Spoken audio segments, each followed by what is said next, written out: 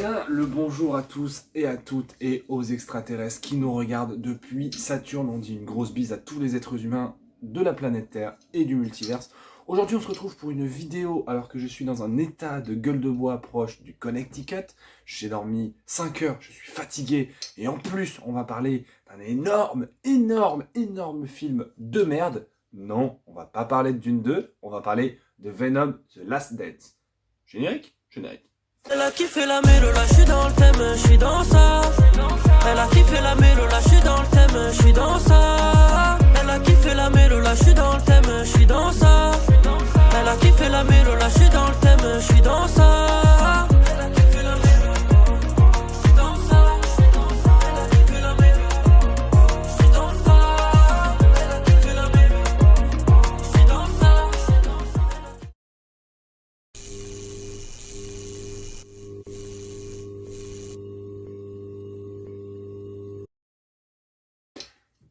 Alors, oui, voilà, bon, on est dans un décor un peu, voilà, c'est le côté gueule de bois, c'est le côté vidéo amateur, ça a son petit charme, c'est intéressant. Donc, Venom 3. Que dire.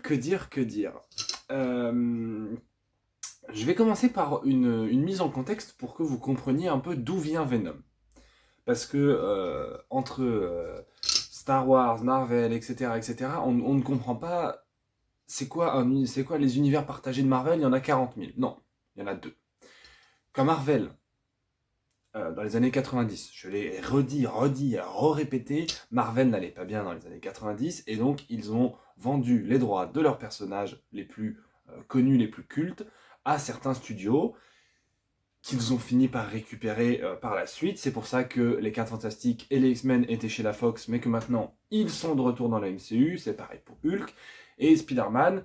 Tous les droits des personnages de Spider-Man appartiennent pour le moment à Sony Pictures. Voilà, c'est pour ça qu'on a les films Spider-Verse, qui sont de purs chefs-d'œuvre et les meilleurs films réalisés sur l'histoire de l'homme araignée. Mais malheureusement, Sony, boîte remplie de producteurs avides de pognon, et qu'il faut savoir que quand vous avez les droits d'un personnage, c'est marqué dans votre contrat que si vous ne réalisez pas de film au-delà d'une certaine date, d'un certain temps, les droits reviennent chez les personnes auxquelles ils appartiennent de base. C'est pour ça que, je crois que c'était en 2018, peut-être 2017. Bref, il y a quelques années, Venom 1 est sorti. Et Venom, personnage cultissime des comics, qui était tellement culte qu'il a eu le droit ensuite à sa propre série, à ses propres comics, et qui est devenu un personnage majeur de l'histoire de Marvel, disons les termes clairement, hein, parce que tous les personnages de l'univers Marvel ont déjà eu le droit à leur Venom, ou à leur Carnage, enfin ils ont déjà eu leur symbiote, Captain America, j'ai la figurine juste ici, enfin bref. Venom, c'est quand même un gros morceau de Marvel. Et nous annoncer Tom Hardy dans le rôle, on est quand même plus ou moins confiant. Parce qu'on se dit, Tom Hardy, Peaky Blinders, je crois qu'à l'époque il avait déjà fait Peaky Blinders, Bane, Bronson, enfin voilà, c'était comme Mad Max Fury Road, c'était quand même, c'était un immense acteur. Mais avec Venom, il s'est empêtré dans le piège hollywoodien, et là où certaines productions Marvel ou même DC Comics ont réussi à faire jouer la popularité des acteurs et des actrices pour leur proposer des rôles mémorables et exceptionnels qui ont fait du bien à leur carrière, Robert Downey Jr., Chris Evans, Scarlett Johansson, Christian Bale, Henry Cavill, ça a permis de donner un coup de boost à leur carrière. Là, Venom a tué la carrière de Tom Hardy. Disons les termes clairement, ça a détruit sa carrière, et parce que Venom 1 a été critiqué par mon youtubeur, dont moi j'ai fait une critique de Venom 1 et Venom 2, je vais pas vous dire oui, Venom 3 c'est une énorme daube, parce que c'est le cas. C'est un film qui n'a rien. Et c'est un film qui n'a rien.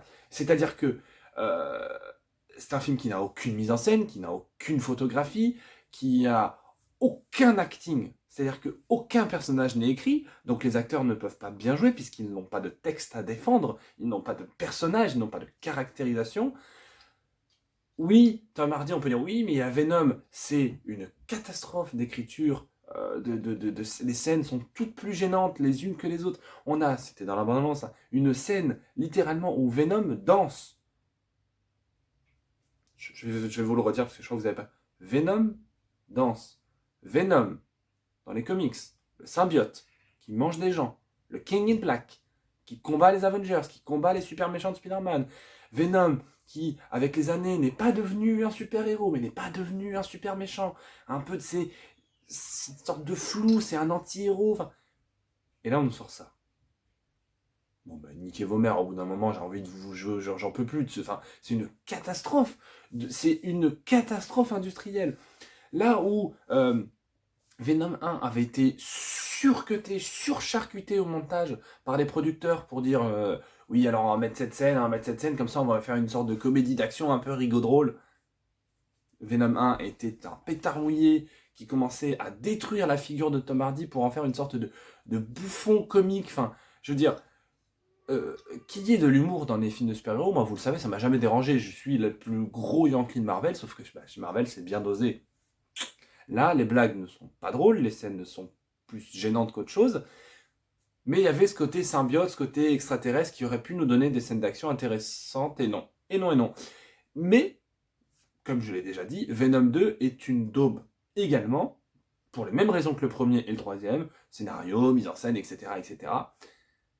Par contre, ce qui est intéressant, c'est que c'était tellement stupide Venom 2, que ça en devenait une espèce de nanar cosmique, mais exceptionnellement drôle. C'est-à-dire que Venom 2, c'est Venom qui fait sa petite vie comme ça, voilà. Et puis, là, il y a un nouveau symbiote et il est rouge parce que c'est un tueur en série, c'est comme le sang, et il se met à tuer des gens, et du coup, bim, grosse baston en image de synthèse. Niquez vos races. Mais ça avait le mérite d'être au moins un peu concon, un peu gaulerie. Alors, je peux prendre du plaisir devant Venom 2. Par contre, devant Venom 3, c'est une catastrophe. Et pourtant, on nous promettait, et c'est ce qui a rendu hystérique les fans de Venom, on nous promettait la venue de Knull. K-N-U-2-L. Knull, le King in Black. Le créateur des symbiotes. Et j'ai regardé pas mal quelques vidéos sur l'internet, n'est-ce pas? Parce que je n'ai pas lu le comics King in Black. Ça viendra, parce que j'aime me renseigner, j'aime les comics, pas comme les producteurs de Venom. Et on peut dire que, du MCU, hein, chez Marvel, hein, je parle, hein, que tous leurs méchants ne sont pas réussis, faut le dire ce qui est. Le méchant des Éternels, il n'y en a pas. Le méchant dans Captain Marvel 2, voilà. Néanmoins, disons les termes clairement, Marvel, quand il s'agit de faire des grands méchants iconiques, ils respectent le comics. Alors parfois ils s'en éloignent, hein. Ils s'en éloignent pour faire leur version. Ultron par exemple est très très très différent de sa version des comics. Par contre, elle est quand même assez fidèle dans le concept de base, j'ai envie de vous dire. Là, Knull, dans les comics, c'est un énorme méchant. C'est littéralement le créateur des symbiotes. C'est un personnage cosmique, hyper puissant, qui a dû allier les Avengers, les X-Men, enfin tous les héros de la planète pour qu'on puisse le battre. Et là, on nous annonce dans un film Venom. Bon, déjà, il va se passer un problème, parce qu'il n'y a ni les Avengers, ni les X-Men, il n'y a que Venom, Tom Hardy. Donc ça, déjà, les fans de Venom savaient que ça allait être chier, ça allait être tétra-chier. Mais bon, pourquoi pas. Première scène, on sait déjà que le film va chier dessus. Parce que là où... vous regardez la vidéo d'Alcor d'ailleurs sur le dieu des symbiotes, c'est hyper intéressant. Ça prouve que vraiment, Knull, il a vraiment une sorte d'aura. C'est-à-dire qu'on tease son arrivée pendant longtemps dans le comics, pendant que Venom fait ses petites affaires avec son fils et tout, et que quand il arrive sur Terre, c'est la merde. Tous les héros se retrouvent dépassés, comme ça en un claquement de doigts. Et là... on a une scène littéralement de 1 minute 30 où on nous dit oui, alors en fait, je suis le méchant, je suis le créateur de symbiote, et puis je vais envoyer mes créatures pour aller chercher Venom, parce qu'en fait, Venom, il a la clé pour me libérer, et puis après, je vais aller buter tout le monde. Déjà, je fais une semi-crise d'angoisse, en plus, j'avais une mauvaise journée, donc vraiment, Ah bah attends, mais on voit vraiment mes rides, là. Bon, bref, c'est pas grave. Donc ça, voilà. Et du coup, ils ont tout simplement chier sur la création d'un auteur, hein, qui en plus a été payé, non mais alors ça c'est exceptionnel, sur Twitter, l'auteur de Knull, le créateur de Knull, a vu Venom 3 en avant-première et il dit « Putain, c'est génial ce que Sony a fait », non. Tu peux pas être le créateur de Knull et défendre ça. C'est-à-dire qu'on doit le voir globalement 4 plans dans le film, on voit pas ses yeux, on voit pas son visage, hein. C'est juste oui, je suis le méchant et je vais arriver sur Terre. Et au final, à la fin, on a une espèce de grosse bouillabaisse de symbiotes, parce que à la fin, donc, les serviteurs de Knull attaquent la base où sont retenus les symbiotes par l'armée américaine des États-Unis d'Amérique. Et alors là, c'est la festival des effets spéciaux dégueulasses. On a du symbiote rose, du rouge, du orange, du couleur caca, du noir, du vert, du bleu. On a toutes les couleurs de l'arc-en-ciel.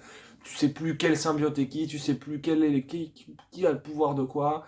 À un moment donné, à la fin, donc quand quasiment tous les symbiotes sont morts, sauf Venom qui est en train de se sacrifier, on a une scientifique qui n'est pas écrite, qui n'a pas de personnage, enfin bref, c'est une catastrophe, brise le tube à essai où il y a le symbiote et elle devient un symbiote rose. Jusqu'ici, pourquoi pas? Elle a un symbiote sur elle. Et là, elle a des pouvoirs de super vitesse qui sortent littéralement de son trou de balle, je pense. Parce que, en fait, ce qu'il faut que vous compreniez, c'est que il y a des gens, en premier degré, qui aiment bien Venom.